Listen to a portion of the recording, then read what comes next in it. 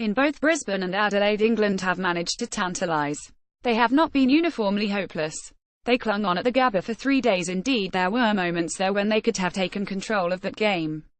Conversely, in Adelaide, having played ineptly for 2.5 days, they bowled Australia out for 138 in their second innings and so conjured up the possibility of an historic victory. On the fourth day they rose again and allowed their fans to dream. On the fifth, grim reality returned. All out for 233, defeated by 120 runs. Nonetheless, there have been moments when the soft underbelly of their opponents has been visible. This is not a vintage Australian side. Darren Lehmann is not a backward-looking bloke, which is just as well. If he was, he would surely look at some of his batsmen and then wonder how it was that he only played 27 tests for Australia and Stuart Law played just one.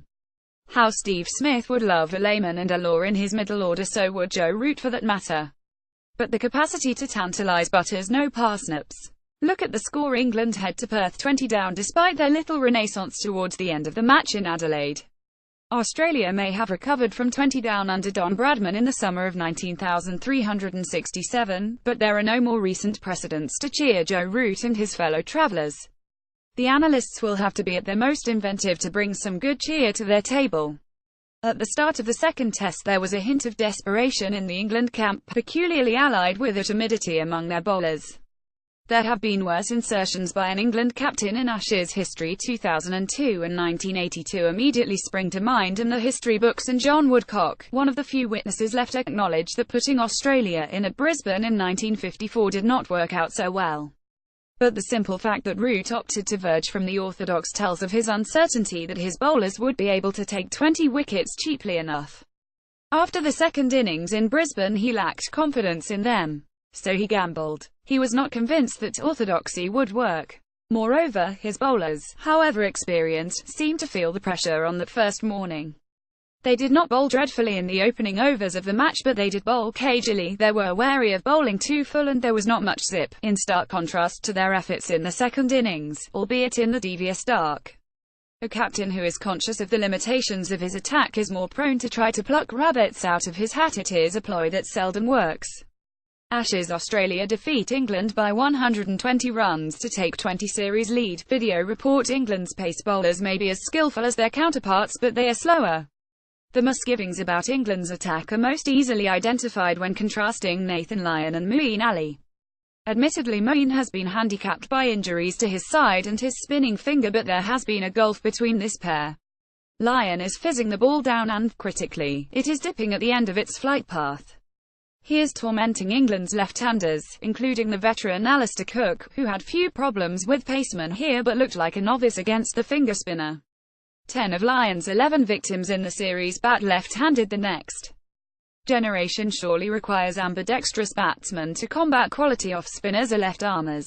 It may be that we all underestimated him before the series and therefore did not consider the best way to attack him. There was not much talk before the Ashes tour party was announced about the need for right-hand batsmen. Now we bemoan the fact that the one spare batsman, Gary Ballance, is also left-handed. Lyon has bowled extremely well and quickly. He has also made the ball turn, all of which makes it very difficult for left-handers to attack him. This explains why the push to promote Johnny Bairstow above Moeen has nothing to do with psychology and everything to do with strategy. Of the left-handers, Moeen may be more inclined to attack Lyon than the others, but he has also been dismissed by him 4 times out of 4. Yet the blunt and difficult truth is that England will have to attack him successfully to get back in the series, and they need their right-handers at the crease for much longer if that's going to happen. It should be more difficult for Lyon to prevail at the WACA, where the ball seldom turns, at least it never used to. One suspects in his last test there, John Lewis, the curator, would like to finish with a fast bouncy pitch that has been the USP of one of cricket's iconic grounds. However, there are doubts whether this is still possible. In recent times the WACA has been more of a haven for batsmen than fast bowlers. There are, at least, a couple of pluses for England post-Adelaide. They discovered that Craig Overton has potential. For the moment, he may be a callow test cricketer, but he clearly has the stomach for the fight.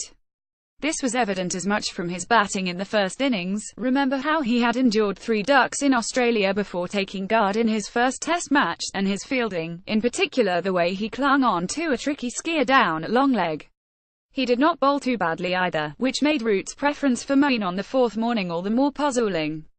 Overton has surely leapt above Jake Ball in the pecking order. It was also encouraging to see Chris Woakes bounding up to the crease in the second innings when it all started to click again. And the team is still trying its best, which was not always our impression 4 years ago. Unfortunately, that may not be enough. Over the next few days there will be much talk of Durham's Mark Wood, who is earmarked to play in the Twaday match in Perth that begins on Saturday against a Raw Cricket Australia 11. He has not bowled at 90 miles per hour for a long time. He has barely bowled with a red ball in the last 6 months. Sadly, this is likely to be yet another example of desperate straw clutching, an habitual exercise for Englishmen on the majority of Ashes tours.